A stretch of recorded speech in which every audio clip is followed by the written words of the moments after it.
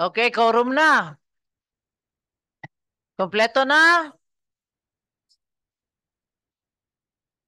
Sir Torts? Okay.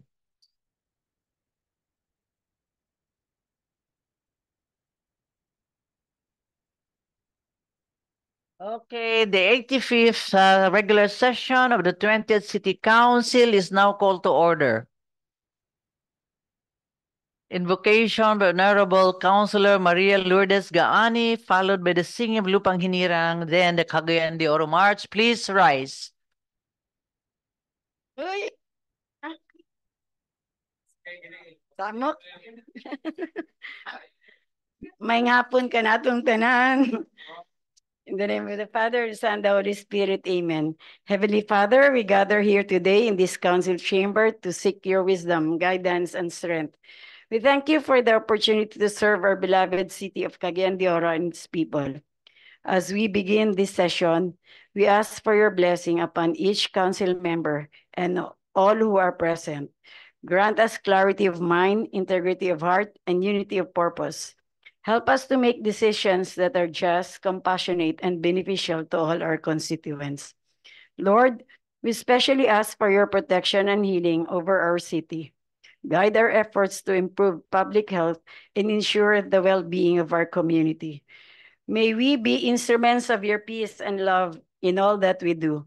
Bless our endeavors today and always. May our actions reflect your will and bring glory to your name. In your holy name we pray, amen. In the name of Father, Son, and the Holy Spirit, amen.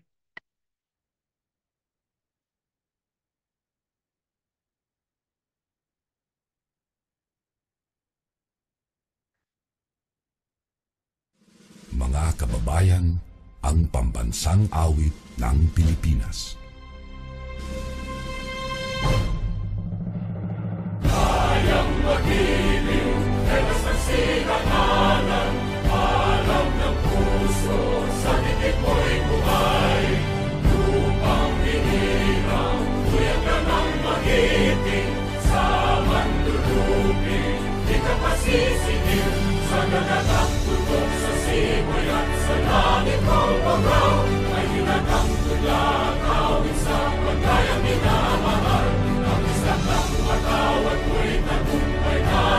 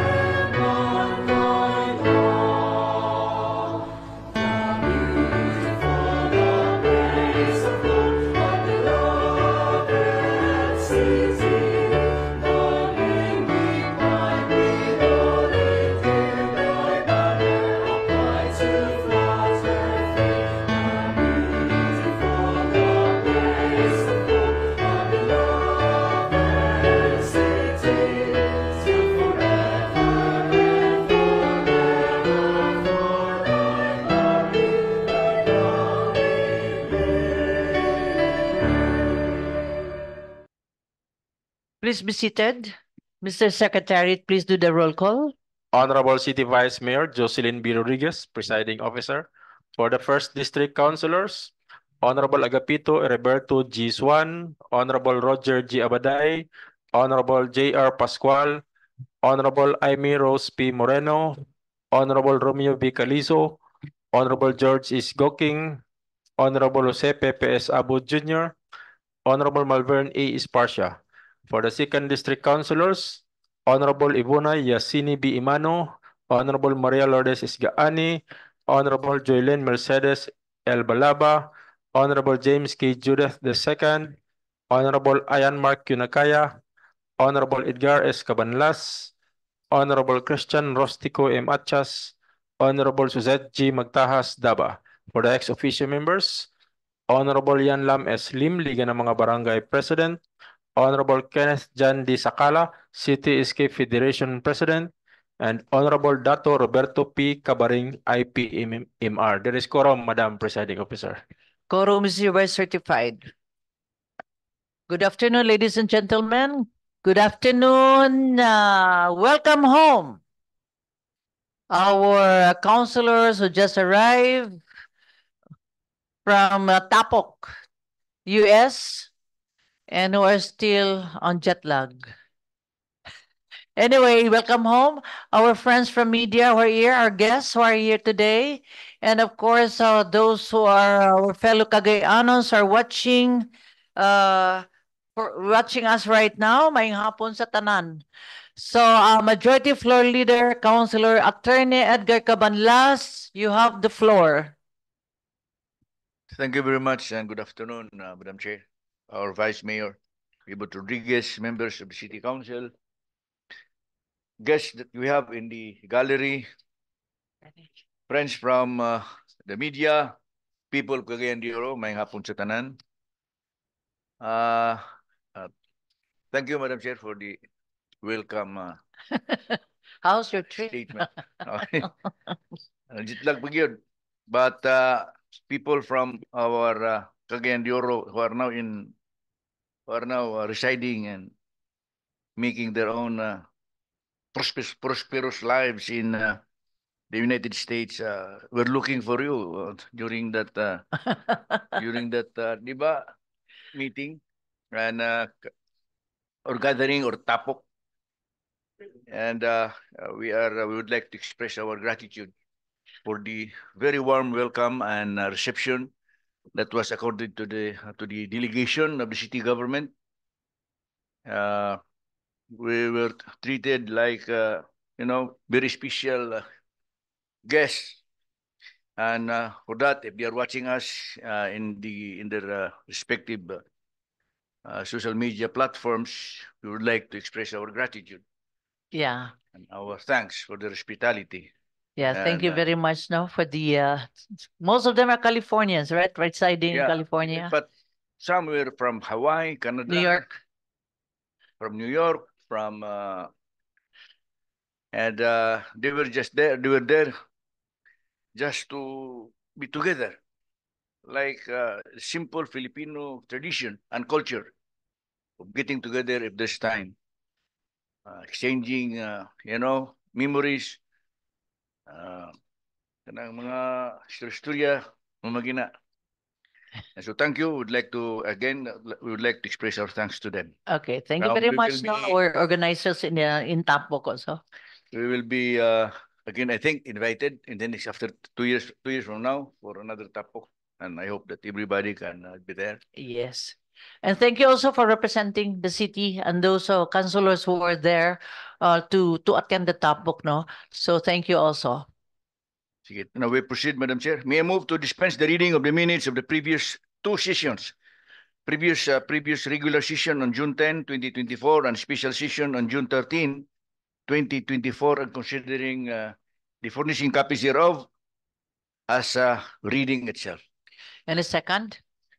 Objection? I hear none. Motion is hereby carried. Move to approve on second final reading. Second. Objection? I hear none. Motion is hereby carried. On appearances, Madam Chair, we have allocated this particular date for session for to hear the presentation of the Department of Public Works and Highways, DPWH, Central Office on the proposed sewerage treatment plant project in Barangay Bonbon, this city. Invited as resource speakers are Engineer Alexander Generoso Castro, Engineer 3, DPWH Central Office, Engineer Armin C. Cuenca, ENP City Local Environment and Natural Resources Officer, Ms. Chidilyn Aisa Dolgimi, Acting Department Manager of our City Planning Office. Engineer Jewel V. Mumungan, our City Engineer, to give us on the inside picture of what is this sewerage treatment plant for the city. So, Madam Chair, we would like to request the suspension of our rules to allow non-members of the City Council to speak before us. Okay. Rules suspended. So we will now first hear Engineer Alexander Generoso Castro of the DPWH Central Office Okay. for the presentation of this project. So that Okay. the people of Cagayan de Oro will understand what this project is. Okay. Thank you very much, Majority Floor Leader. Yes, Engineer Alexander Generoso Castro, you have the floor. Maayong hapon. Maayong hapon po. Good afternoon po sa ating butihing council. I'm Engineer Alexander Generoso Castro from the DPWH Central Office. And on behalf of our department, I would like to thank their good council for inviting us to be a part of this meeting. So meron po kaming inihandang short presentation lang po. So to facilitate the discussion concerning the National Sewerage and Septage Management Program or the NSSMP. Isang slide po, ay isang file po.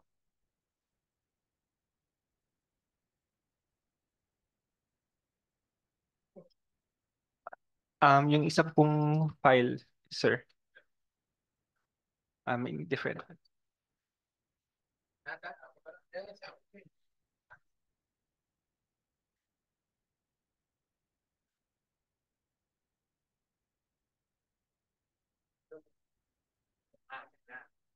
Yes, sandali lang po .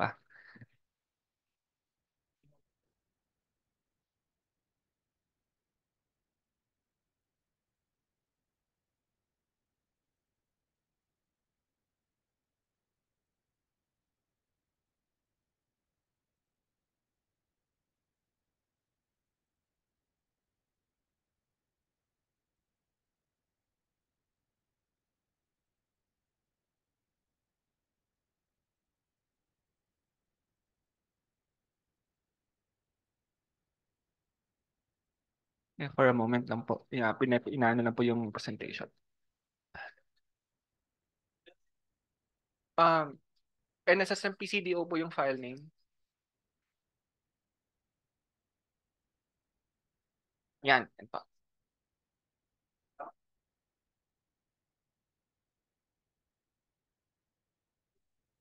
Okay, sige po. Doon na po tayo sa third slide na po. Diretso na po sa third slide. Okay, yan po. Okay, so a brief overview lang po of the NSSMP. So under Section 7 of the Republic Act number 9275, also known as the Philippine Clean Water Act of 2004, minandate po si DPWH to prepare a program, which is the NSSMP, in essence to assist po yung mga local implementers natin, specifically the LGUs, in implementing their own sanitation projects. Okay. So isa po sa, may dalawa po basically na form of assistance na ginagawa si DPWH with regard to the implementation of the program. Paramount of which is the provision of national government subsidy.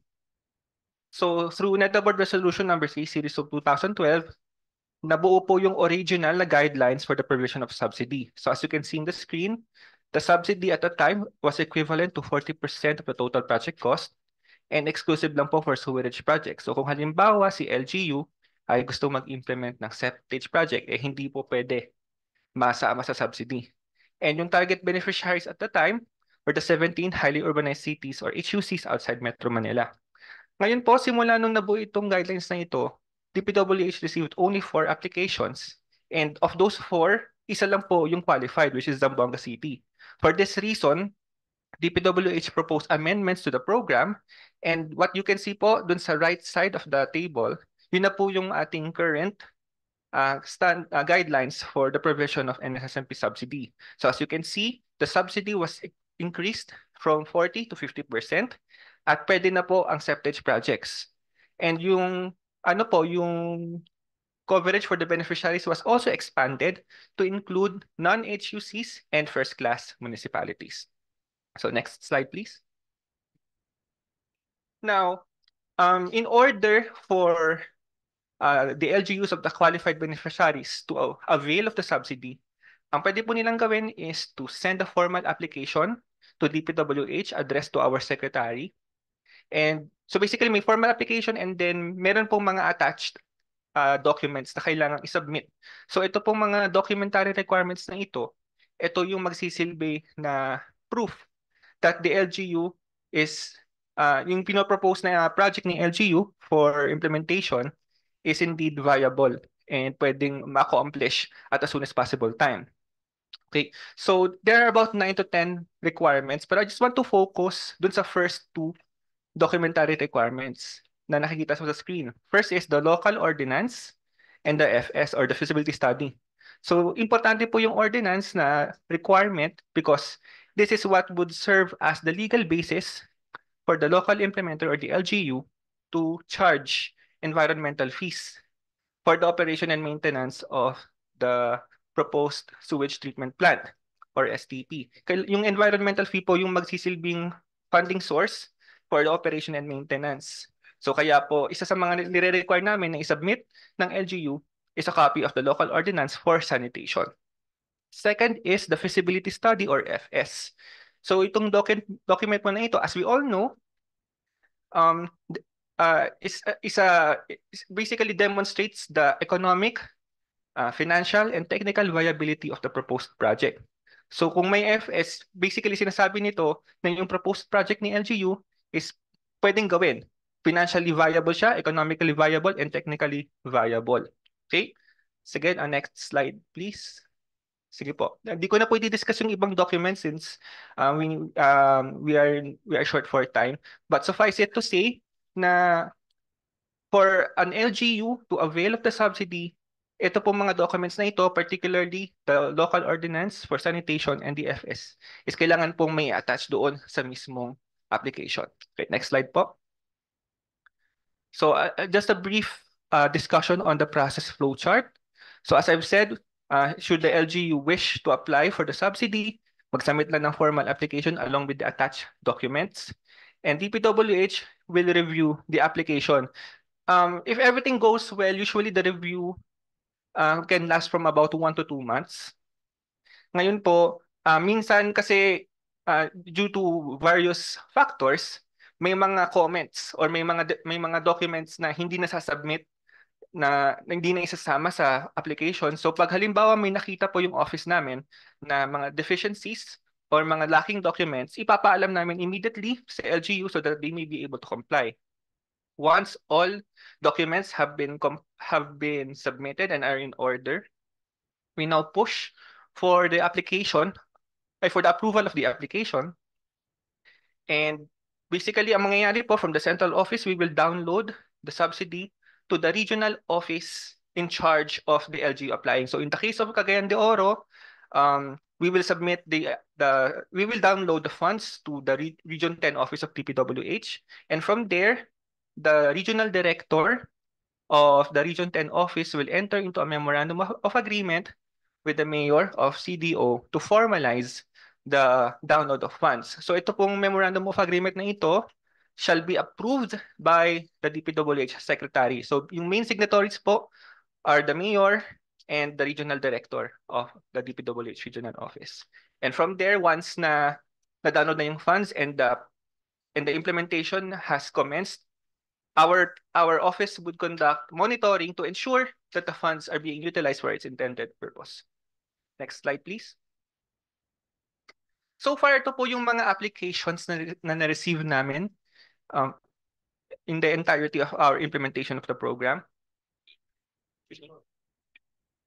So as I mentioned earlier, Zamboanga City is our first applicant and the first beneficiary of the subsidy.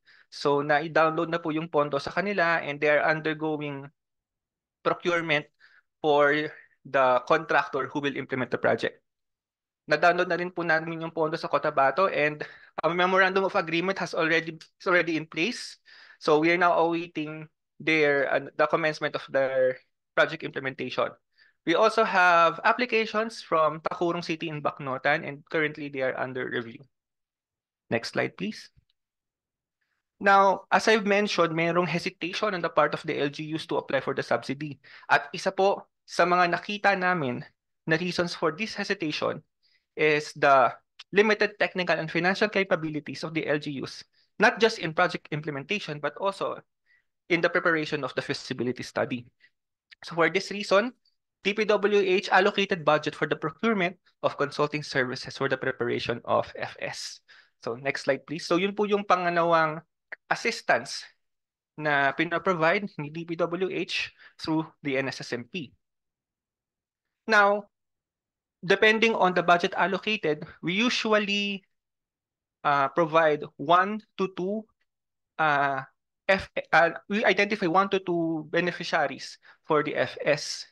And to determine kung sino pa yung ipa-prioritize, we have developed a set of criteria. So basically, may tatlo kaming factors na kino-consider. Number 1, the preparedness of the LGU to implement a sewerage project. So usually, this is demonstrated in the form of a local sanitation ordinance. Kung may ordinance na si LGU, on sanitation, ibig sabihin nun, they already have the legal basis in place to collect environmental fees.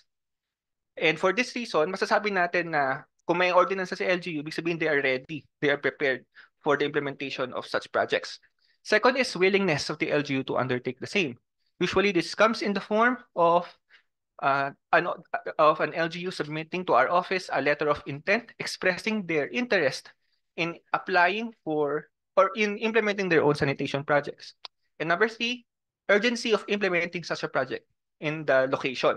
Ito yung usually nag-act as tiebreaker in the case that there are more than 2 cities or municipalities that are prepared and willing. So in essence, urgency is measured by how dependent a city or municipality is sa mga water-related na livelihood. Like for example, kung merong mga tourist destinations na may mga beaches, or halimbawa the city or municipality relies heavily on the fishing industry. So ito pwede natin i-consider na urgent yung need for a city or municipality to have their own sanitation project.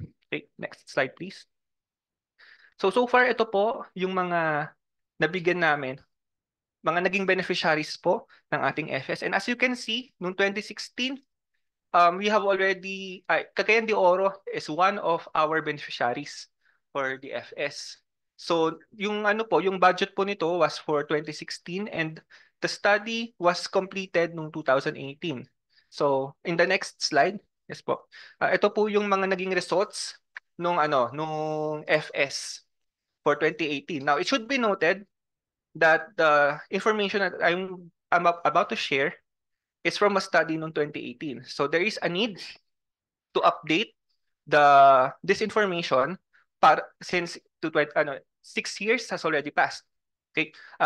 The good news is our office is in coordination with the consultant, and since the preparation of this FS, our office has been in coordination with Cagayan de Oro concerning their interest in applying for the subsidy. So I think yes, there's a need to update, but hindi naman to kasing yung the work needed to update this FS is not as strenuous compared to preparing a full-blown FS once again. But nevertheless, for everyone's information, let me just share some of the information na nakalagay po doon sa 2018 FS for CDO. Okay? So the design life is basically mga 15 to 16 years. So it is divided into 2 phases. The reason being is because kung pag sasabay natin na isang phase lang, this would incur so much cost. And as you can see, as you will see later, phase 1 pa, kahit even when we already separated this project into 2 phases, malaki pa din yung costs na kakailanganin. Okay? So, yung treatment technology na sinelect yung nagagamitin for this proposed project is a sequencing batch reactor or SBR. Next slide, please. Thank you. So, ito po yung cost for the proposed STP. As you can see, it's expensive. Okay? We're not going to beat around the bush. This is expensive. A sewerage project is the high standard. Yes po. So yes po, may 50% subsidy pa rin, but even then, it still costs millions pa din. Mahal po talaga ang sewerage project. We understand. And even in fact, the Clean Water Act considers sewerage projects as the ideal for a sanitation project. However, it's not as easy as it looks. Kasi po magbubungkal ka ng mga kalsada para maglay ng pipes for the sewerage. Yung mismong sewerage pa lang, it already costs a lot. Kung tapos magbubungkal ka pa, which would cause more inconvenience than what we already have. So this is not an easy project to implement. Definitely. But I think we are all aware naman po of the significance of such a project. And based din po sa study, even if the capital cost is indeed expensive, the project has the FS has proven that this undertaking such a project would still generate income. Okay, hindi po ito palugi. So meron pong makakalap ng income ang city should they push through with the implementation of this project. But of course, income is not just the reason for implementing such a project. We understand that if we have a sanitation, an STP, we are ensuring that our bodies of water are clean, thereby protecting our city from possible hazardous impacts, like for example, mga waterborne diseases and such. Okay, but yes, I'll address the elephant in the room. This is an expensive project, and this requires a lot of preparation and coordination. Hence why may ongoing coordination naman po si CDO with DPWH para po matulungan yung city, matulungan kayo to apply for the project because we know that this is a difficult undertaking. Okay, next slide, please. So ito po yung mga yung affordability analysis. So as you can see, ito po for each successive year, we should expect na may increases sa mga i-charge na environmental fee. So as you can see po doon sa ating table. Okay? But again, let me remind everyone that the information here is definitely subject to change since this study was prepared 2018 pa. Okay, so this needs to be updated to reflect any information that may have changed through the years. Okay, so next slide, please. So this concludes my brief discussion on the matter. And should you have any inquiries po concerning the NSSMP or or the conduct of the FS, then you are welcome to address to Thank you very much, Engineer Alexander Castro. Yes, Councilor Ian Mark Nakaya, you are recognized. Thank you. Thank you, Madam Presiding Officer, Engineer, our colleagues and fellow Kaganans, may hapon. I understand that you flew from Manila just to be with us. So thank you very much for your Thank you very much for presence. coming. Yes. And is it already confirmed or assured that the city would be subsidized with the funding from the DPWH? Okay. Is there a premise? Of course, just to clarify, in order for the city to avail of the subsidy, there is a need to apply. Okay, so Okay. kailangan ko na formal application with the attached documents. Mm. Now, the reason why Cagayan de Oro was identified as one of the beneficiaries for the FS is to help them comply with one of the chief requirements, which is the feasibility study. Okay. So, the understanding is, the reason why meron kaming criteria na sinet to determine kung sino yung magiging qualified beneficiaries is because the assumption is that once the city or municipality has a copy of that FS, they will ideally as soon as possible, apply for the subsidy, since one of the most important documents required to avail of the subsidy, which is the FS, is already theirs. Okay. So, ngayon po, pero ano naman po, sir, we are like what I've been saying kanina, we are coordinating with the city naman to help them in preparing their application para po pagdating sa office namin, konting review na lang tapos approve na. Okay, thank you. Anyway, I have to ask Councilor J. Pascual, my seatmate, because I could not visibly read the slide, but the presiding officer Okay. as regards the amount, and he said it's about 1.4 billion for the entire project, right? 1.8 and it Ah, may 1.8.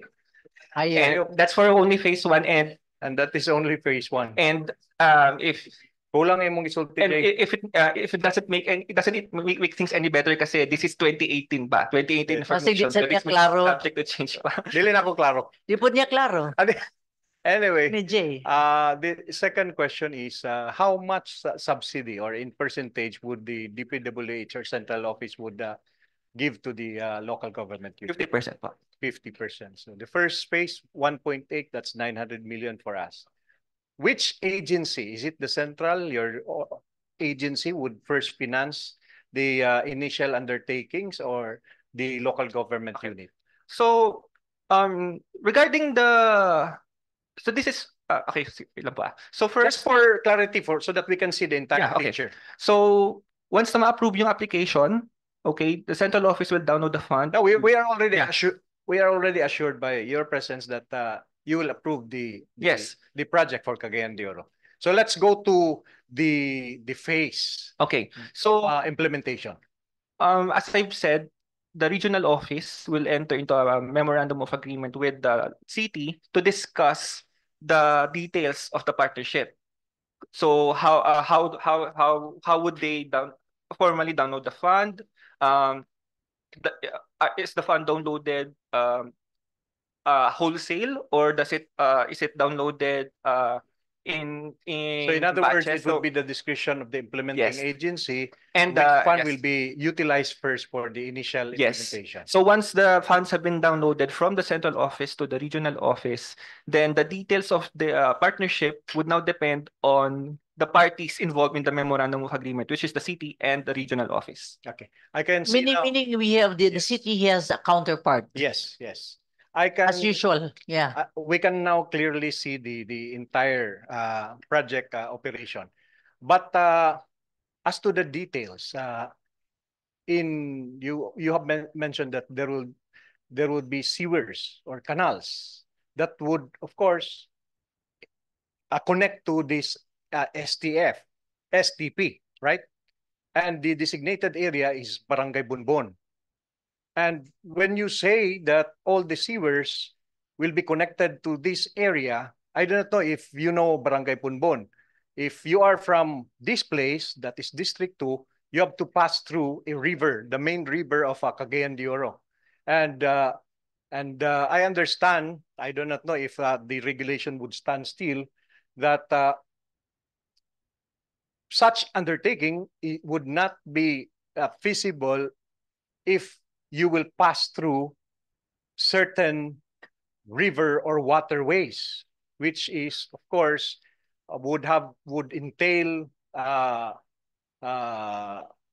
safety, security, and health issue, including the infrastructure feasibility as regards the flow, the rigidity of the force of water from high downhill. So, is it part of the feasibility study? Because in the past, there were discussions that it should be separated. Otherwise, if not separated, all the District 2 barangays, which we are on this area, would have to navigate and direct its path through the river or rivers, because there are other rivers, small, in some parts in District 2. So, correct me. Okay ba? Pwede ba? Unfortunately, I'm not fully aware of the full details of the FS. It would be great if we would be able to invite a consultant. However, to answer the question on whether it should be considered in the FS, yes, it should be. Definitely, it should be considered because it's part of the implementation process. We want to make sure that one of the chief purposes of the FS is to determine if not just the operation and maintenance of the project itself, but also the construction of the project is it economically, financially, and technically viable. So it should be it should be considered, and I believe it is. And for everyone's information, there was also some since you mentioned, sir, the location of the facility, there were some issues with the original intended location. Because previously it has been brought to our attention that the original location identified by the consultant was under the ownership of another institution. So after some discussions with the relevant groups, the consultant has identified along in coordination with the city, the consultant has identified Barangay Bonbon. Yes. Yeah. Yun. So yes, what I can tell you, sir, is that the city can coordinate with DPWH and the consultant. We have contacts with the consultant, and we can invite them for any meetings involving the city to discuss the issues that you have raised up, like how should we go about with the construction, considering that there are a lot of things to consider, because if we don't, there is so much inconvenience that would result out of this. So Anyway, may I state my position, Madam Presiding Officer? Of course, yes. I am 101% in full support of the project, the STP, because in the modern cities and countries, STP is no longer an issue because they have implemented already in the past decades, and which is good for the health, good for the functioning of every society. And these concerns, maybe perhaps some specifics, and as suggested by our guest, that we should talk to the consultants, to the DPWH, perhaps the regional office, maybe at another level. Okay. And the briefing right now is for the executive departments to already submit the necessary documents. But while submitting the documents, maybe perhaps some threshing out of some concerns should be jointly conducted. So we have to have two actions, Madam Presiding Officer: push through with this project, and we hope that it will be considered. And second is check whether the certain concerns are in the offing would impact certain issues on environment, on health, on other matters. Thank you. Okay, thank you very much, Councilor Ayan Martinacaya. Yes, Councilor Bernice Parcia, you have the floor. Thank you, Madam Presiding Officer, our Vice Mayor Bebot Rodriguez. Sa atong mga naminaw nagtanaw karon, maayong hapon ka natong tanan. Madam Chair, can allow me to please ask question? Okay, Engineer, magandang hapon po. Maraming salamat po. Okay. Madam Presiding Officer, I just want na maklaro lang ni at saka ang dami kasi ngayong nanonood, sir, and the entire Cagayan de Oro. Para lang aware tayo. Baka kasi sabihin na naman na our local government is entering na naman another expensive project. So ano ba ito o gagastos na naman? First question, Engineer. This STP, tama ba ako? This STP plant, we need this project because we are a highly urbanized city. Ibig sabihin, whether we like it or not, nasa law natin na dapat talaga ang Cagayan de Oro merong ganitong facility. Tama ba ako, Engineer? Yes po. And just to further emphasize the significance of this project, you don't even have to be highly urbanized to implement such a project. We already know the threat of waterborne diseases. We already know the threat of yung in the news with Manila Bay, Pasig River. We know how damaging water pollution can be. So this is of utmost importance, sir, that we have our own sanitation projects. So, ibig sabihin, medyo shocking nga yung budget. Sa phase 1 pa lang, 1.8 billion. Phase 2, 1.4 billion. Kahit pa sabihin natin na nagpasalamat tayo dahil meron na tayong at least from 40%, 50% ng subsidy. But again, para lang malaman sa mga taga Cagayan de Oro, itong project na ito, hindi ito para bang road projects lang na we want lang, kailangan natin gawin to parang because we need to. Pero ito talaga, Cagayan de Oro should have this plan. Tama, sir? Yes po. Okay. So para klaro sa tanan Cagayanons nga, we need this. Dahil pag hindi kami mag-comply nito, sir, ano ba ang pwedeng mangyari sa ano namin, sa LGU? Kasakit. Alright. May mga penalty pa ba ganun, sir? Or I think ano? merong mga penalties na ini-issue din sa DENR. Since DENR is the siya yung parang head agency when Okay. it comes to the implementation of the Clean Water Act. Then I believe also, sir, na we are long overdue na. Supposed to be, sir, na dapat nag-implement na tayo Yes. prior to the mga previous year supposed to be. Yes, but also we understand naman kung bakit nagkaroon ng delay. Yung nabanggit ko na issue with regard to the location of the STP, it's not an easy hindi siya madaling i-resolve. So Okay. we understand the delay, but Okay. the good thing is the city is very much interested. Lagi kaming may nare-receive na communication from the city regarding the implementation of their own project. And the fact that we're here to discuss this matter to you means that the city is very much interested in applying for the subsidy. Okay, sir. Second question, sir. Or just para lang mas klaro alin. Itong facility na ito, this project is technically, we will start from scratch. It's like water district or like our water system that we need to put a lot of, ano bang gawin natin, tubo sa lahat ng mga bahay natin nga connected lahat. We have to install and connect all the pipes and connected to all our, sa usap na Bisaya sa tos kagayan, bangira o septic tank. Septic tank. So we need to connect all the septic tanks natin at ito lahat ay i-connect para patungo sa, if I'm not mistaken also, the plant will be located in Barangay Bonbon, pupunta doon sa treatment facility. Tama, sir?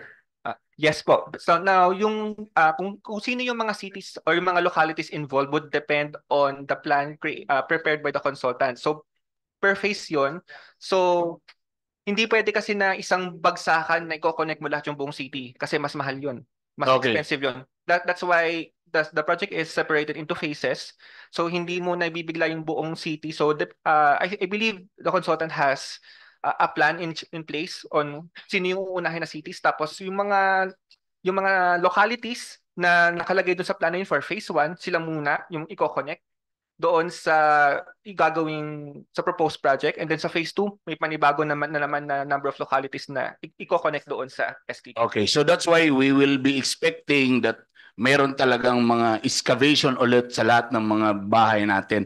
Lastly, sir, I saw that septage fee and sewerage fee. The septage fee is 1.69 per cubic meter and the sewerage fee is 20 pesos per cubic meter. Ito po ba, sir, ano po tong fee na to? Ito po ba ay sa per household?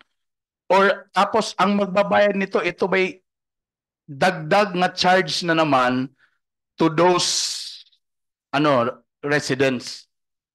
Yes po. So environmental fee po talaga siya. Yes, this is a small sacrifice that our constituents need to make in order to implement this project. So on top of the water bill, Kasi yung binabayaran ng mga tao ngayon sa water bill is the Water, water yeah. supply lang. And there is another charge, may charge sa kanila for the sanitation. Okay. I think ginagawa na po ito sa mga sinaservice ni Manila Water in Maynila in NCR. So this is not a new this is not something na new, hindi siya new precedent. This has already Okay. been done in other localities. Sir, thank you for answering, Madam Presiding Officer. Okay. Vice, tinanong ko lang yon para at least malaman ng mga tao that after this project, so after ng water na fee nato sa COWD, another na po ning mga septage nato nga charge. Okay. Thank you, Madam Thank you Presiding very Officer. much, Councilor Roger Abaday. You're raising your hand. Thank you very much, Madam Presiding Officer, Vice Mayor Jocelyn Ribat Rodriguez, my colleagues, the City Council, and all people who are watching us today. And Engineer, thank you very much of your presentation. It enlightened us about this project. Actually, ang Cagayan de Oro was already advised by DNR to start putting up this sewerage plant and STP, septage. These are two projects that you will finance. I have to clarify that you have to subsidize. Sewerage treatment plant and septic plants. What is these two projects? Okay, it would depend on what the city would apply for. If the city would apply for subsidy for a project that would involve both sewage and septage, then we would definitely subsidize it. Definitely subject to our approval first. But yes, if the proposed project has a septage component along with the sewerage, then it's still qualified to receive the subsidy. Actually, that's the plan of the city to establish sewerage treatment plant and septage plant, no? Project. I think as a member of the TWG, we have already discussed that, and there was already a feasibility study from your department, DPWH, 2016 pa. That's the problem. Kay. As you said that it should be revised na kay malaki ng yung the prices of facilities, materials already increased na. So that was presented by the city planning department. I think they will discuss that. But I just want to be clarified, Engineer. The biggest amount that will be spent for this project is kining 1.8 billion. Kining what is this conveyance system? Okay, so just to clarify, the conveyance system refers to the pipes. Yung ilay Yes. down sa Yes, apo. that will cater the sewerage and Apo. So yung pipes po, by conveyance is basically we refer to the mode in which the wastewater is transported from the households to the ST. iba yung sa septage, iba yun. Apo, sa septage naman po, yung conveyance system ng septage is yung mga desludging trucks. May mga sila trucks, namang haul. yes po. Okay, so that is one. Okay, I thank want you to very clarify. much. Thank you. Councilor Roger Abaday. Yes, Councilor Attorney James Judith, you have the floor. Salamat, Madam Chair. Una sa tanan, maupay nimo diha og sa atong majority floor leader o atong tinahod ng magkauban sa konseho ug akong dakong pagpasalamat kang konsehala Doc Malugani para sa travel token kun pasalubong. Ang akong gapabuto na lang kang konsehal Edgar Cabanlas na lang ang pasalubong. Kaya wala abi man ako ang tagtagsa mo. Ayan isa. Ay sorry. Sorry na imo din isa. Imo din isa. Abi man ako ingon maghugang nga imo ang duha. Di bitaw. Iratom. So salamat ay pod kay Konsehal Edgar Cabanlas. Engineer, ito lang. Madam Chair, Nailan gud ang wa ni dala. Madam Chair, Engineer, inani, Mang-booking. Go. so gusto ko lang klaruhin, di ba yung mandato ni Water District para sa wastewater, di ba yung RA 9725 at yung ito sa DNR, yung PD 856. So klaruhin ko lang, magkaibang operators pero isang konsepto lang at iba-ibang batas. So aren't you gonna be using the same infra or facility? That's a good question, sir. And this is why one of the things that we say sa mga city, sa mga LGUs is we encourage them to have a good working relationship with the water district. Kasi hindi talaga may iwasan na kailangang mag-partner. Kung halimbawa may water district kung may water district, it would be beneficial to the city kung may good working relationship with the water district to do this. Ngayon, to answer the question, wala naman pong I don't see any contradiction kasi the local government code states that the LGU has the mandate to provide basic services, and among the basic services that the LGU is expected to provide is water supply and sanitation, to my knowledge. Now, I don't think na kasi I have seen in some certain cities na may mga municipality na yung water district nila may sariling septage project. Pero yung LGU meron din silang plans to have their own project. Now, to answer the question, I think it's possible, but what we recommend is that there would be a good relationship with the water district in the city kasi parang mas efficient kung magtutulungan yung dalawa. Madam Chair, inani lang, paano to kung halimbawa mauna si DENR sa pag-implement ng project, so hindi na kailangan ni Water District, mag-share na lang siya, meron silang sharing agreement with DENR? Kung pag mauna si DENR o kumbaga o kaya mauna si Water District, hindi na mag-sharing arrangement na lang or agreement si DENR kay Water District. Ganun ba? Kung sino lang mauna mag-implement? But who's going to collect? Diba? Yes. There will be fees. Yes. And these fees will be collected by COWD. Am I right? Yes. Now, for the proposed project for the city, kailangan, yun nga po, that's why there is a need to have a discussion between the two to iron out the details like who will collect, who will implement. Just a case study para maging clear din po sa atin. Zamboanga City, what Zamboanga City did is they authorized their water district so basically they authorized water district to take care of the sanitation project. In fact, the one who applied for the subsidy on behalf of Zamboanga City was the water district. Nagkaroon pa nga kami ng konting legal issues doon kasi bakit si water district yung nag-a-apply, hindi si LGU. But it turns out that the LGU has authorized the water district to basically implement and operate and maintain the project on their behalf. So kaya hindi na naging issue yon because it's still the LGU who is technically applying to us, but they have authorized the water district to do the dirty work, if I may, for the implementation of the sanitation project. So ibig mo sabihin, Madam Chair, na kung mangongolekta na halimbawa si Water District ang nauna, so may prior right siya sa facility, so pwede si LGU, ipapasa na lang niya or may sharing arrangement sila ni Water District, ganun na lang. Yes po. I mean, again, it would depend. Kasi I'm not aware if there is any agreement with the Water District and the LGU. Now, kung paano yung collection, paano yung sharing ng funds, then it would depend on the agreement between those two entities. So once they are able to, if you'll go back to my presentation, one of the requirements that we've included dun sa slide is a memorandum of understanding or MOU. In the case that the LGU is partnering with another institution, or for example, the Water District, we need a copy of the memorandum of understanding between the LGU and the institution they're partnering with or the Water District para malaman namin kung ano yung details ng partnership nila. Paano yung fund sharing, sino magko-collect, sino mag-ooperate, sino mag-maintain, sino mag-implement. Pero, Madam Chair, last question. This is without prejudice na pwede rin si Water District on its own mangongolekta at yung LGU, pwede rin kami on our own mangongolekta without need of a sharing arrangement.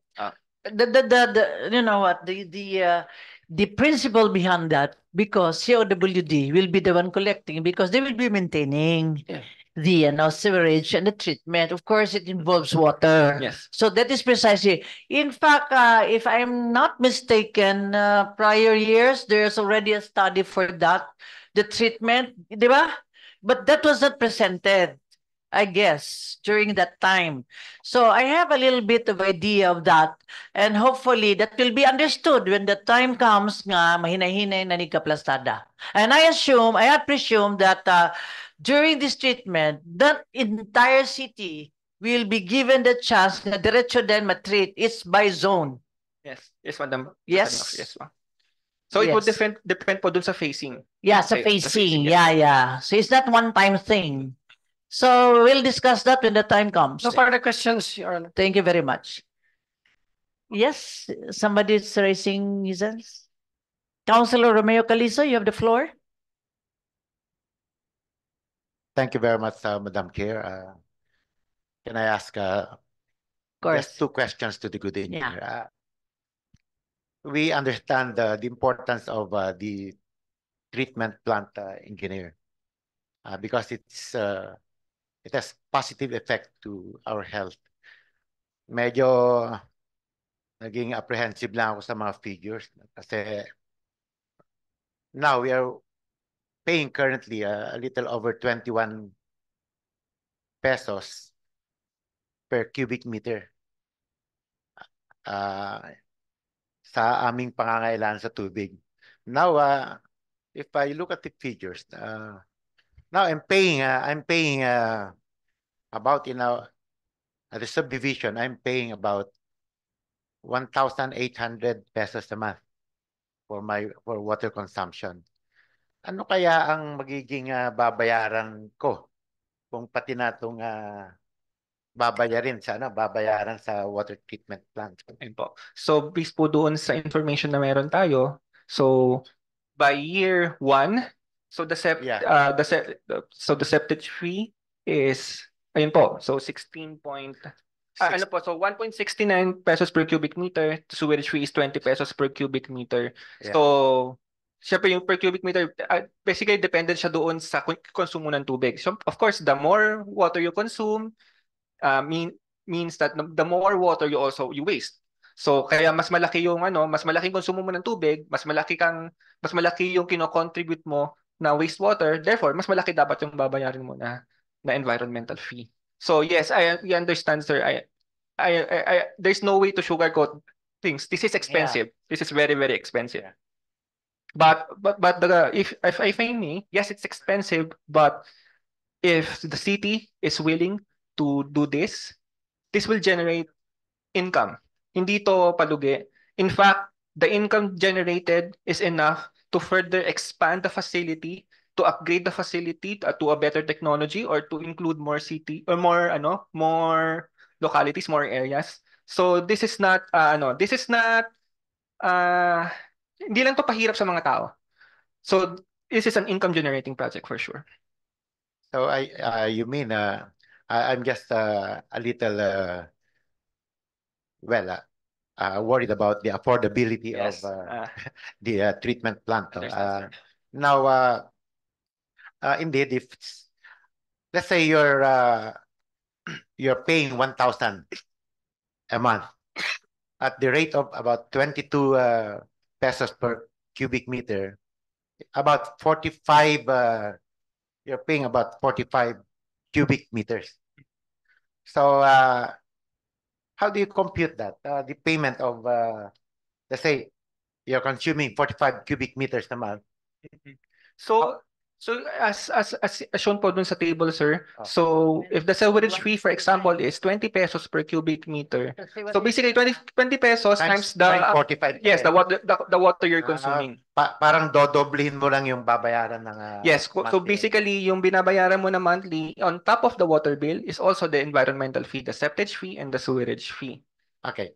So just last, so I'm okay with that. Anyway, the affordability factor is actually okay, Madam Chair. But in the case of Cagayan de Oro, I understand there are 3 parameters for the conduct of the feasibility study.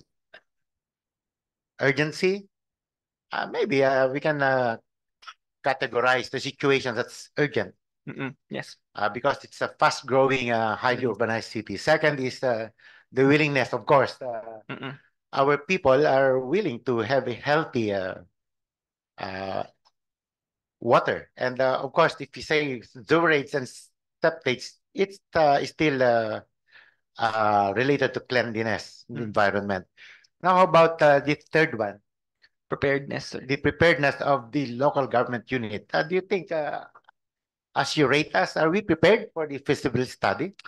I think so, sir. I mean, the fact that we're having this discussion right now. I think it's proof that the city is prepared to do this. Thank you very much, Madam Chair. Thank you very much, Councilor Romeo Calizo. Any more questions? Yes, Councilor Majority Floor Leader, Attorney Edgar Cabanlas. Thank you, Madam Chair, and Engineer Castro. I have few questions.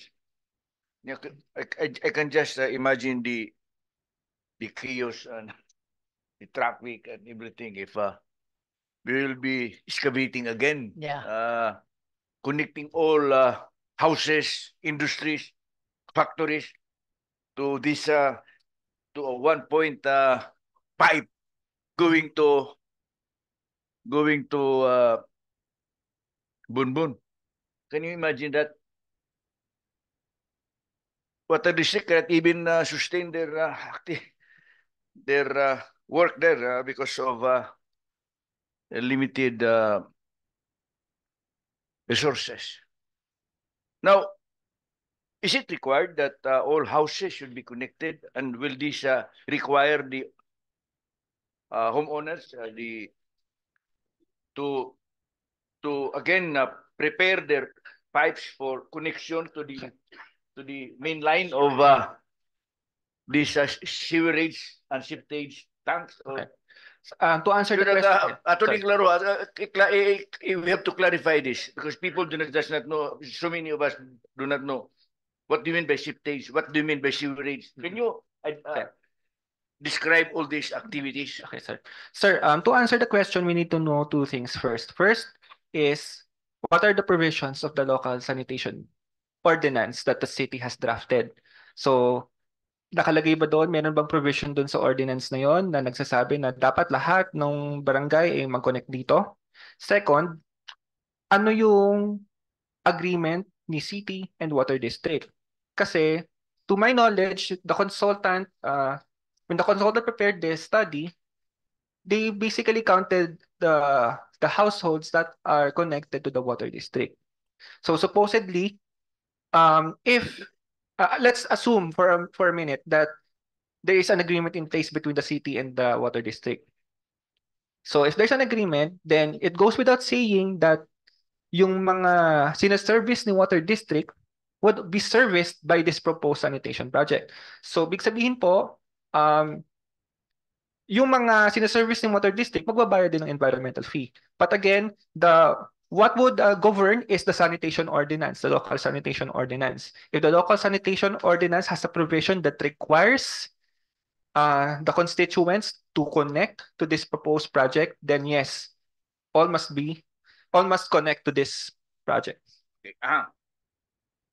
So you mean to say that every household should have two pipeline, one for the water district and one for this septage? Because there are two lines, the second line for the septage or sewerage will be the household will pay the same amount of money, the same amount of fees for the water that they are consuming, because these are the same volume of water that they are expelling from their residences. So if they are consuming 10 cubic meters a day, then they will be paying the same 10 cubic meters a day for the septage. Is that okay? So first, and second, 21 pesos per cubic meter. This is for the good water, clean water that we are receiving from water district. What is the basis for the 21 pesos for the waste? Yeah, that's why. I mean, you mean to say majority because you are going to siphon the septic, no, for the sewerage, no? Am I right? Yeah. The sewerage, are you going to siphon that? So is that where the fee is coming from? Okay, the fee is coming from. So basically, this is the point. There's an environmental fee because there is a need to operate and maintain the facility. So basically, you are paying for the service being done to treat the wastewater the household is generating. Yes, okay, we understand that. But we are not forced to pay the same amount of 21 pesos per cubic meter. Yeah. For whatever waste that we threw or we sent to the water treatment plant. Yeah. So if it is 21 pesos per cubic meter for the potable water that we are receiving from the water district, does that mean that we should also follow that 21 pesos per cubic meter for the for water treatment? Yeah. Okay. Pwede sir, pwede yun pwede 10 pesos lang kasi sobra Okay. naman 21 pesos. Drinking water. Ah? 21 rin pang dirty water going out from our houses. What is your basis for recommending that it should be also 21? Sir, if I may, during the conduct of the study, one of the activities conducted by the consultant is what we call basically the consultant had a survey, and one of the questions asked during the survey is, first, are you willing to be connected or to participate in this project, or basically willing ka ba? Tinanong ng consultant yung mga tao, willing ka ba na mag-connect dito sa sewerage system na ito? Ngayon, kung willing ka, magkano yung tingin mo kaya mong ibigay, o magkano sa tingin mo yung appropriate na ibayad para sa serbisyong ito? Okay? So I understand and I acknowledge that the costs presented in the presentation are indeed expensive. But rest assured, sir, that the study was conducted with the interests of the people in mind. People were asked, were they willing to participate? And we have that information in the FS. There are people who said yes. There are people who said no. And for the people who said yes, they were also asked how much are they willing to pay, and there is also information on that. So we also acknowledge, to my knowledge, that the consultant also considered parameters concerning affordability. Since we all know that not everyone is able to pay, so may affordability index naman ako kinonsider for this one. Now, to answer the first question regarding nun sa dalawang lines, let's just put it this way. The pipes for supplying water is different from the pipes conveying wastewater to the STP. Now, from what I understand, the conveyance system identified by the consultant is what we call a combined sewerage. What this means is that the project would actually utilize the existing drainage, and it will use the existing drainage to connect the wastewater from the households to the STP. Okay, so this is in the event that a separate system where you have a different pipe network that is solely for wastewater is not feasible.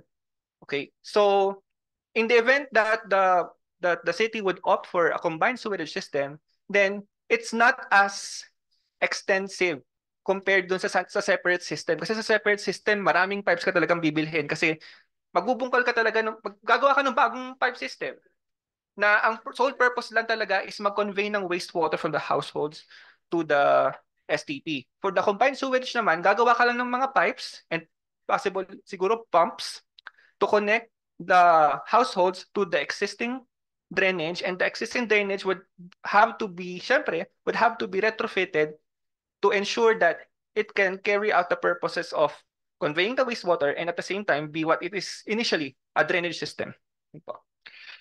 Last question, sige. Kasi yung budget mo na 1 billion is not even enough. I don't think you will only require 1 billion for connecting all these things. So Majority Floor Leader, I think everybody's obliged to have this line, yeah, that's why, right? That's why, but the practicality of the entire project is what I am Murat thinking. ko lang. Now, so because every household would have another meter. Yeah, because yeah, precisely why. 100 meter deposit. Yeah, sir, if I may. Diba? 2 meters, one for the potable water, Clean water, and the other was sewage. Nagabay na sila. Yeah. And they're paying the same amount. That's why Atong punaan, majority. I mean, people with 1 billion. Is it of course we will be asking people for cooperation. Yeah. So, can we have it? Can we do this? Last question. Can we do this on a pilot system? this, for example, Lapasan Una, o di ba? Dagko nga barangay. Yeah. Bunbun mo nakita na ulit. Sa hiling nga, tiro ni Cagayan de Oro. Actually, sir, that's the point why in the presentation you notice there are two phases. The reason why there are two phases is because you cannot practically it's impossible to service the entire city immediately.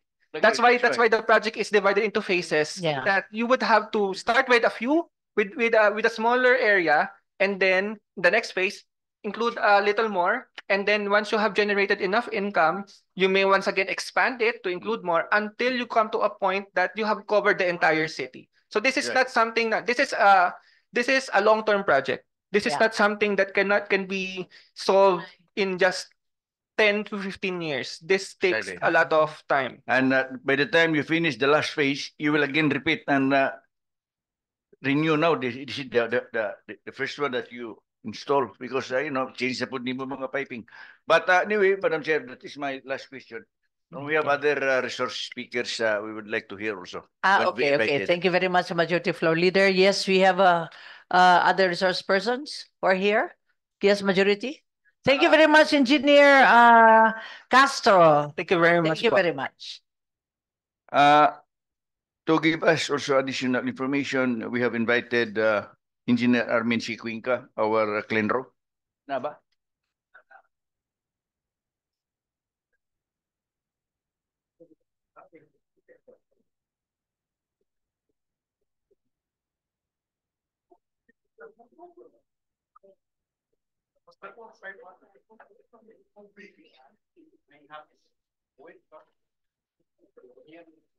May hapon, Madam Presiding Officer. Good afternoon, Engineer Cuenca. August member of the Athens City Council. Mayong hapon kaninyong tanan.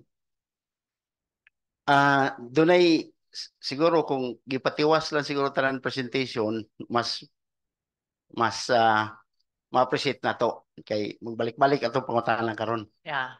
No? Like nay katong giingon ni Majority nga duhay metro. So isa lang ang metro, isa lang kato lang ang gikan sa water district, and the consumption will be the basis for the computation. Pwede akong slide.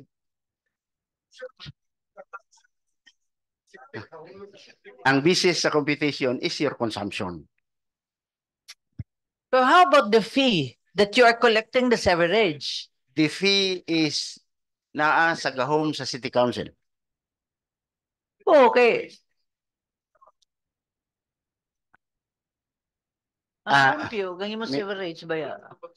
May I continue, Madam? Okay, sure. Next slide, please.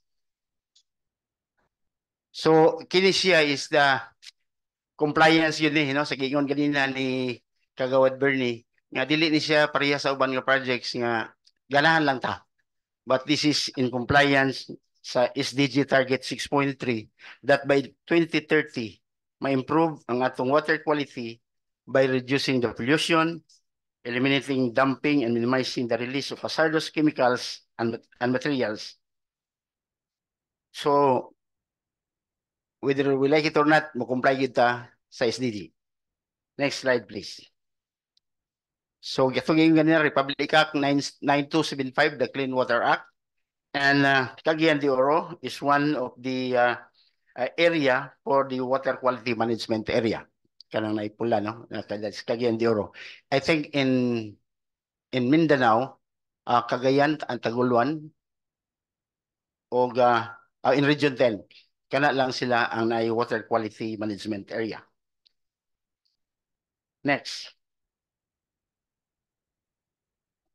So, Section 7 of the Republic Act 9275. Nagingon niya, National Sewerage and Septage Management Program. So, klaro na to, septage and sewerage. Ang septage, katong naa sa sulod sa atong septic tank. Dili na siya kinahanglan tubuhan para dadon sa STP. Suyupon og tangke o suyupon og truck, i-deliver dito sa planta.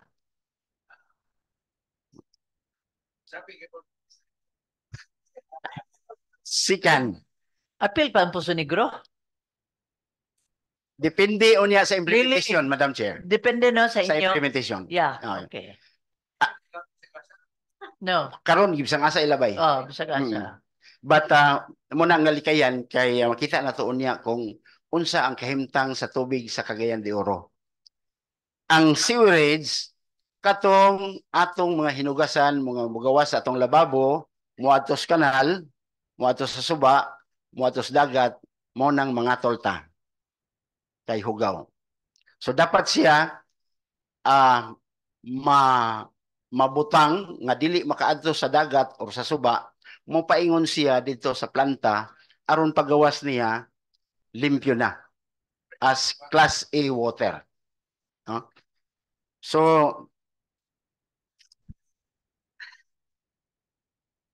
next slide. So daghan ang actually ang naay ko ani timeline na approve ang Republic Act 9275 in 2004. Ingon ang balaod, 5 years after the approval, kinahanglan ana-anay mga sewerage or septage facilities. For Cagayan de Oro being the highly urbanized city, required ta na nga naa nga planta. But nag-extend si DENR EMB. Kini sila mo ni sila ang tig-tanaw kung compliant ba ta sa atong water quality. So nag-extend siya on 2020 nga dapat operational na ang tanang sewerage project. But because of the pandemic, nahilom. Wala po yung extension. But gipasubmit ta sa DENR sa atong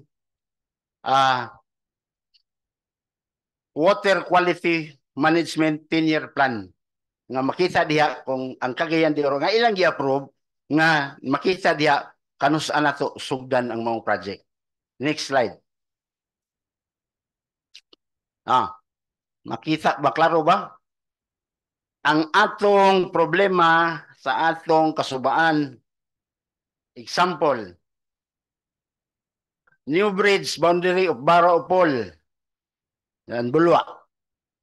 Ang iyang fecal coliform is 30,922.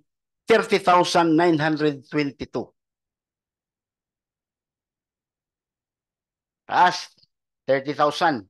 San Simon, sample, 14,310. Cagayaan Bridge, kaning dini sa ibabaw, 4,291. And so on. Tanan area, as far as fecal coliform is concerned, kaluoy sa Dios bagsak tang tanan. Pila man di ay ang requirements sa balaod? 100 only. Meaning, ang atong kasubaan, ang atong dagat, hugaw na gyud. Mao nang kinahanglan nato ni siya i-implement in compliance sa Clean Water Act. Next. So mo ni siya ang atong submit, no, sa Cagayan de Oro River Basin and adjacent river nga water quality management na management management area, a 10-year plan kung unsaon kanus ata. For domestic waste, ang atong resoon nato kinahanglan maka-develop and procurement process, meaning nanay bidding. After na sa nanay FS, nanay approval sa atong grant, kinahanglan 2026 na siya. Then 2027 is the start of the construction. So this is approved already by the DENR EMB. Next.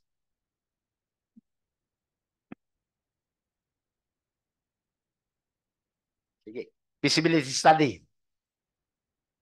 So gigon kanina 50% ilang i-grant kung makapasarta sa mga requirements. Then this study is conducted in 2017 to July 2018 by Woodfields Engineers Company, no? Kini siya is commissioned by DPWH grant, instead nga kita magpa-FS, sila ang nagtabang sa ato, pinagi sa ilang commission ang Woodfields Engineering. Next. So this is the status atong mga financial mga requirements, no, to avail the 50% grant. As early as 2021, we already submitted our intent for the grant. Pero wala ta nakatiwas kay daghan problema nga among natagbo. Una, location. Ang location identified by the FS is at Puntod, Kauswagan Bridge, Abay, kanang daghan akasya diha, property owned by Tamparong. Identified by the FS, commissioned by the DPWH. But pag abot sa Premsidor, kining atong flood wall, another consultant ningon, dili pwede.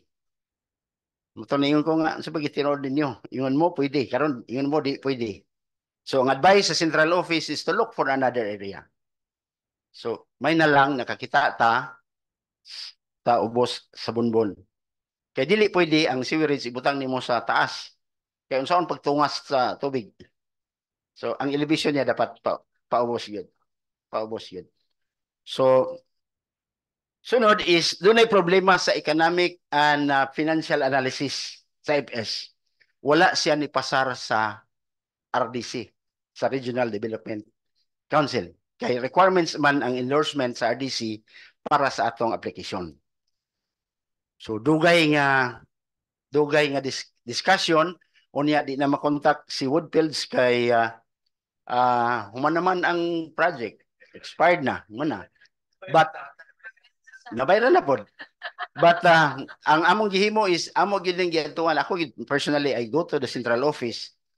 I requested for a meeting with Woodfields and NSMP. So nakita mi tanan dito and they assured us nga usbo nila ang ilang analysis. And thanks to God, 2 months after siguro to, nabalik and pwede na. O pwede na nato ibalik og submit dito sa RDC. So mo ni ang atong nahuman, no? Naanatay katong ingon ganina pangutana, what will be the position of the city government on sa inyong ordinance.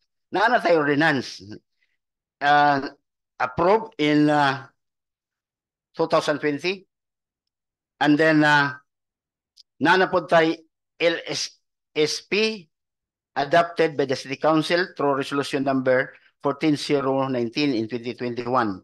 Then naana po executive order creating the technical working group. So kining tanan makasugod nagbalik ang CLENRO especially sa paghimo o pag-prepare sa iyang ECC. So una di ta kahimo kay wa may location. So for now, salamat, thank you very much sa City Council for approving the acquisition of the lot in Bunbun. Next. So this is the STP site in Barangay Bunbun.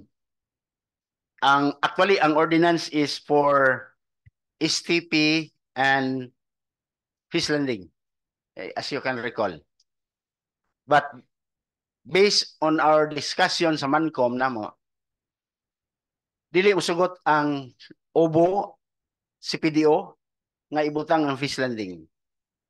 Kay kuan siya, atong ordinance sa una nga nag-regulate sa pagtukod o establishments within the flood wall sa both sides. Ang ilang ang gi-recommend lang sa CPDO is pwede ra ang STP kay compliance man sa itong environmental laws. But still there is a need kay we are only given until December nga ang atong fish landing in Bolwa matransfer na siya kay pinaltihan na kita sa EMB at 200,000 pesos per day. That's the penalty. Ang naghangyo lang kita nga within the year matransfer. Salamat kayo because naatay nakita kanang sa ubos outside the flood wall na for our fish landing. Still in Bonbon. That property is claimed by the barangay of Bonbon. We already have a discussion last week og nalipay si barangay Bonbon for that project. Then ugma na pod, we have a meeting for the details kung unsa ang buhaton. So next, in new executive order issued by Mayor Clarix Oy on the TWG. In fact, kagahapon, last Friday, ang TWG nag-benchmark sila sa Hinguog because Hinguog has a sewerage and septage facilities. No? So nag-benchmark sila dito. And then, ang pangutana ganina, actually that is the end of my presentation. Ang pangutana ganina, ang bayad ng 21 pesos. Di ba? Ang 21 pesos is nagi na sa FS. Pero mahal kay na. Mahal na kay sa Hingoog is only 275 pesos. Yeah? No. Pero, mulay ako ingon is, ang gahom na sa City Council. If you consider this as infrastructure, nganong maningil ka? Diba? Mas mayo siguro, maningil ta for the operation. For the operation. Sample, atong tao nga ibutang dito, nga nagpaandar sa makina. Ang mga consumables. Diba? So, naaragid sa inyo ang tanan. Wala sa amo. Kaya kami mag-agad lang kung unsa ang inyo. Huh? And then, sa patay isa ka pangutan na ganina.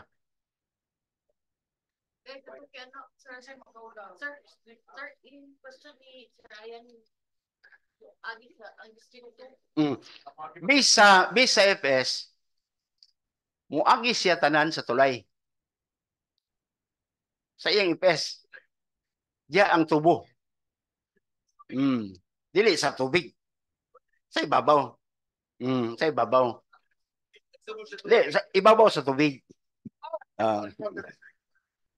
Munang naipangutana, dili ba ma-disturbo ang integrity sa tulay. Only the PWH can answer. Pero sila ra po'y nag-ingon nga pwede, yes, iagis tulay. Dili yun. Tubo man. Pareho ba nang makita na ito diha? Di ba na tubig, mainom, iagi diha? Oh, that's drinkable water. Pwede ra gyapon iabay ang mag-joke ko madam, ang tubig diha, drinkable water. Pwede po iabay ang potable water. Okay. Katubang pag-taste ni mo, puta. Hugaw din. So, hugaw ngayon. That's my meaning of potable Kuyawa water. sa itong tubig. And then, isasab sa, kung inyong gitanawon sa presentation kaganina, the phase 1 of the implementation is 1.8 billion. Na? And almost 500 million for the planta, SPP. 1.3 is for the conveyance. Kung ato ning i-implement, paniguro na lang yun mong sagang sa inyong kaugalingon. Yang ano? Igno na puntas tao, mao pa gibuhat ang dalan, giguba na sad kay gibutangan og tubo. Tubo. Diba? Munang kami sa technical working group we discuss og among gihuna-huna nga dapat katong giingon ganina ni Sir Alex nga combine ang imong hugaw gigas balay tubuhan paingon dito sa kanal sa drainage, din ang drainage dayon dito nakamusigop sa tumoy aron walay kalot. So meaning makaubos pa ta sa atong gasto. Ang atong gasto na lang is pumping, mga bomba, aron may musuyop, mupadaan paingon dito sa atong STP. And kana siya is sa engineering na nang aside. As far as iyang explanation ni Sir Alex ganina, nga pwede katong iyon siya nga combine. But sa FS, tubo yun. Okay. Thank you very much, Engineer Cuenca. Do we have other resource person or no more? No more? We have other invitees, Madam Chair. We have Aisa. Naba, Aisa. Are they And still also going to ano? Engineer Mumungan. So are they still they're going to speak pa? Ay nila mo, ay ninyo. Di na lang. No more? Okay. Okay. Kuha naman, Yeah. klaro naman. Yeah. Anyway, as we go along, questions will be asked. So let's proceed. So, thank you very much. Yes, Councilor Romeo Calizo. Thank you, Madam Chair. I'm just concerned about how does the whole facility look like? From, of course, if you go backward planning, we start from the STP, the plant. And then how do we connect to the plant all of this? Okay. Well, referring to the explanation of Engineer Cuenca, para lang maminus gamay ang gastos, di na ingon nga sa kanal na lang, sa tumoy mo, suyupo na lang. Kanya, then we'll connect it towards the treatment plant para mas does our city engineer have a plan for that to support our feasibility study? Do you have already the feasibility study already finished? Ongoing? Umana? Kanang Okay. anay contractor ganina. So how does it look like, engineer? Ang Actually, inyong planta? the FS nga gi-present ka ganina, which is commissioned by the DPWH, humana. But amo nakita nga yung FS is dili siya workable. Especially nga sa inon ka ng kaluto nimo from Bugo to Bunbun. Yeah, that is exactly my question. Yeah. What is the workable plan? Do we have that? So mao tong gigon kay ganina nga ang atong mga wastewater para sa atong balay, mo ang paingon man kanal. Dito na tas kanal. Ang tubig sa kanal i-retrofit lang na siya. Pag abot sa tumoy, dunay dako dito nga area nga dito tanan. Di naa dayoy pumping station, suyupon niya ilabay dayon dito sa atong lagi, Madam Chair. That's why kini basta istoryahon man god lisod kay na sabton. Lagi. So can we have drawing engineer for this so that we can understand? For the final FS kay ato mang i-revise ang FS, ma-reflect na dito, sir. Yeah, okay. Yeah. So we have a clear picture. Yeah, Madam Chair, Picture. so that in the FS, so that it will be easily understood. Okay. Can we support this with an engineering overlay? Yes. Kaya listod mo gud na sabton og kanang istoryahon bitaw nya atong imaginon bitaw, Madam Chair. Yeah. Okay. So, Thank you very much. One last question, Councilor Ian Mark Nakaya. Thank you, Madam Presiding Officer. Just a rejoinder to the manifestation of Councilor General Romeo Calizo. Perhaps even no longer at this level, we will proceed and continue with our oversight. Yeah. Perhaps we create, because this is a multi-billion project, Madam Presiding Officer. Correct. Yeah. The threat there is gisultigad ni Engineer ENP Armin Cuenca nga daw bi matingala ang mga tao nga nagbangag ang bag-o nga na simento giguba then pagumandayon. That is precisely why they really have to we need to have an oversight of Yes. this undertaking. Yes. My proposal, Madam Presiding Officer, is we create a committee of the whole that would endeavor to parallel the activities of the as executive. they go along. Yes. With the activity. Para may balaan nato kay kung naay blaming game sa Cagayan de Oro, ang mga politiko dili sila sa executive. Correct. Kaning mga implementers nato dinhi sa Cagayan de Oro. Okay. So that's our proposal, Madam Presiding Officer. Thank you very much, Councilor Ian Mark Nakaya.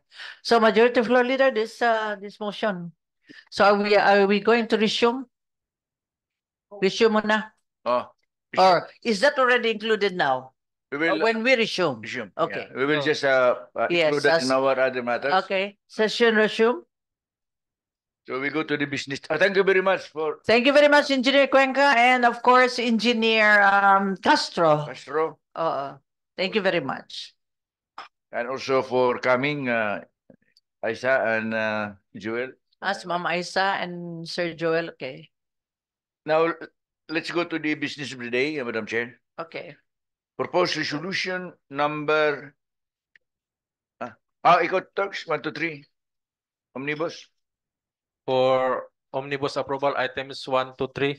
Item 1 is proposed resolution number 2024-770, returning to the Barangay Council of Barangay number 10, the city, its ordinance number 002, series of 2024, covering its supplemental budget number 1 for calendar year 2024, with an estimated income of 666,977 pesos and 39 centavos. Item 2 is proposed resolution number 2024-771, returning to Barangay Council of Barangay number 18, the city, its ordinance number 1, series of 2024, covering its annual budget for calendar year 2024, with an estimated income of 4,800,000 pesos.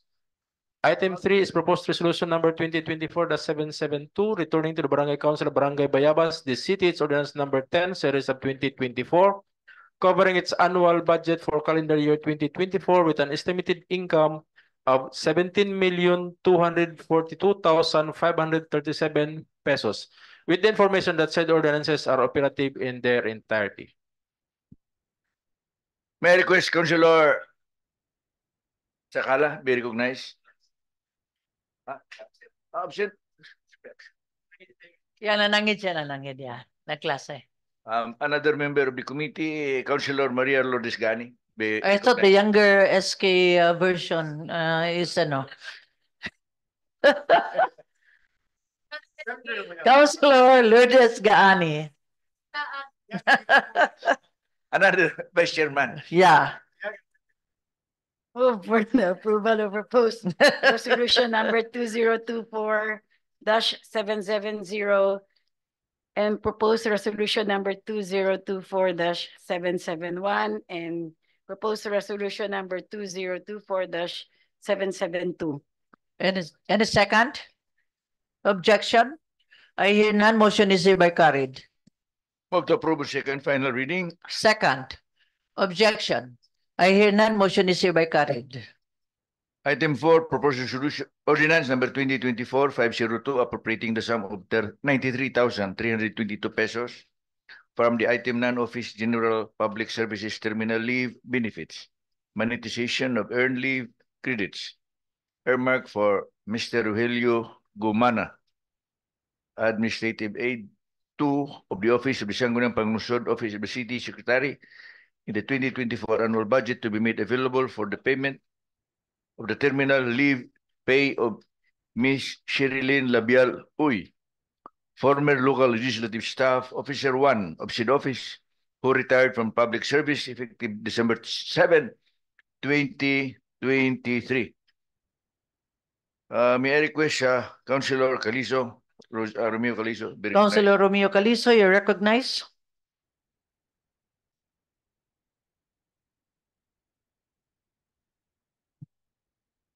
Madam Chair, may I move for the approval of proposed ordinance number 2024-502. Any second? And Oh, napailain? Ustara? yeah, Yeah. Second? 502, Madam Chair. Second. Objection? I hear none. Motion is hereby carried. Move to approve on second final reading. Second. Objection? I hear none. Motion is hereby carried. Item 5, proposed ordinance number 2024-503, appropriating the sum of 25,287 pesos from the personal services, salaries, wages, savings under item 25, computer programmer 1 of the Office of the City Administrator for the period January 1 to 31, 2024, in the 2024 annual budget to be made available for the payment of the salary differential and other benefits for the period September 18, 2023 to December 31, 2023 of Ms. Danica Camille Antiga, Administrative Aid 6 of said office. Move for its approval, Madam Chair. Second. Objection? I hear none. Motion is hereby carried. Move to approve on second final reading. Second. Objection? I hear none. Motion is hereby carried. Move for inclusions. Item 6 to item 8. How about the other Councilor Ayan Mark? Committee as a whole. Committee, item 9. 9. Okay. Proceed, Majority Floor Leader. Approve ba? Second. Objection? I hear none. Motion is hereby carried. Item 6, proposed resolution number 2024 expressing the 20th City Council's posthumous appreciation and commendation to Brigadier General Patriarch Robinson P. Pell, Philippine Army, for its invaluable services and heroic acts during the Typhoon Sindong as then commander of the 4th Signal Battalion and command duty officer of the 4th Infantry Division of the Philippine Army. Severally moved and severally seconded. All members. Any second? All members, Sir Torch? Objection? I hear none. Motion is hereby carried. Move to approve on second final reading. Second. Objection? I hear none. Motion is hereby carried. Item 7, proposed resolution number 2024-774, returning to the Sangguniang Kabataan of Barangay number 32, the city. It's resolution number 2024-002, covering its annual budget for CY 2024 with an estimated income of 554,301 pesos, with the information that the resolution is operative in its entirety. Councilor Roger Abaday is requested to be Assistant. Assistant. The second junior SK Federation Officer. Councilor Roger Abaday, you have the floor. Thank you very much, Majority Floor, Madam Presiding Officer. I move that the proposed resolution number 2024-774 be approved. Any second? Objection? I hear none. Motion is hereby carried. Move to approve second final reading. Second. Objection? I hear none. Motion is hereby carried. Item 8, proposed resolution number 2024-775, returning to the Sangguniang Kabataan of Barangay Mambuaya, the city. It's resolution number 3, series of 2024, covering its annual budget for 2024, with an estimated income of 898 pesos, with the information that the resolution is operative in its entirety. May I request Councilor Romeo Calizo be recognized? Councilor Romeo Calizo, you're recognized.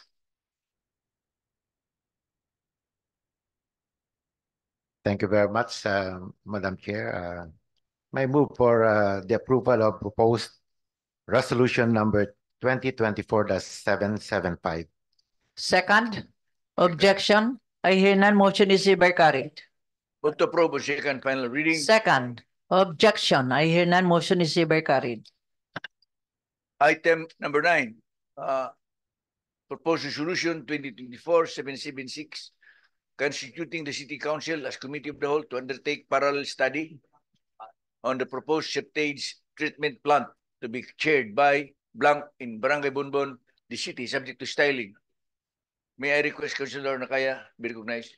Councilor Ian Mark Nakaya, recognized. The styling would conform to our exercise of our oversight power, and therefore it's not only on study but to review the activities of the implementers. Move for its approval, Madam Presiding Officer. Second. Objection? I hear none. Motion is hereby carried. Move to approve second final reading. Second. Objection? I hear none. Motion is hereby carried. There being no other matters to take up, move to adjourn, Madam Chair. Session adjourned. God bless us all.